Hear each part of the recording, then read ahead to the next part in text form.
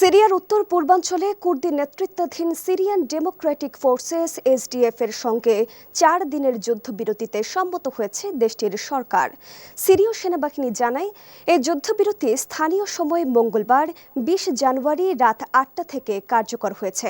তারা জানায়, কুর্দিদের রাষ্ট্রীয় কাঠামোর মধ্যে অন্তর্ভুক্ত করার অংশ হিসেবে তারা এসডিএফকে দামেস্কে প্রতিরক্ষা মন্ত্রীর সহকারী পদে একজন প্রার্থীর নাম দিতে বলেছে।